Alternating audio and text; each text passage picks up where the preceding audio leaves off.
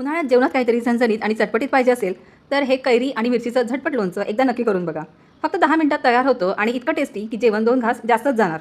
हे लोणचं बनवण्यासाठी सगळ्यात पहिले मी मोहरीचं तेल कडकडीत गरम करून घेतलंय, जेणेकरून बाकीची प्रोसेस पूर्ण होईपर्यंत हे तेल थंड होईल. यानंतर 2 कैऱ्या घेतल्या आहेत, त्याची सालं काढून त्याला एकदम बारीक बारीक असं मी कट केलेलं आहे. तुम्ही हवं तर चॉपरमध्ये याला बारीक करू शकता. माझं चॉपर खराब झालं आहे म्हणून मी हातानेच हे बारीक कट करून घेत आहे. यानंतर 15 ते 20 हिरव्या मिरच्या घेतल्या आहेत, त्यांनासुद्धा बारीक पीसमध्ये कट करायचं आहे.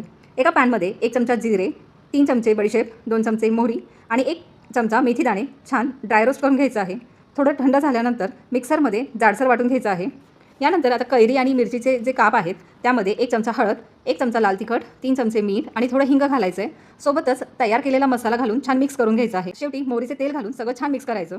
बस आपलं झणझणीत कैरी आणि मिरचीचं लोणचं तयार आहे. तुमच्या घरामध्ये किंवा बाल्कनीमध्ये ऊन येत असेल तर हे लोणचं तुम्ही 2 ते 3 दिवस उन्हामध्ये ठेवून छान मुरवून घेऊ शकता. ऊन येत नसेल तर फ्रीजमध्ये हे लोणचं ठेवून 15 ते 20 दिवस तुम्ही हे खाऊ शकता. हे लोणचं साध्या वरण भातासोबत सुद्धा खूप भारी लागतं. तुम्ही हे लोणचं एकदा करून बघा, तुम्हाला ते पुन्हा पुन्हा बनवावंसं वाटेल. व्हिडिओ आवडला असेल तर सेव्ह करा, शेअर करा आणि आपल्या चॅनलला सबस्क्राईब आणि फॉलो करायला विसरू नका.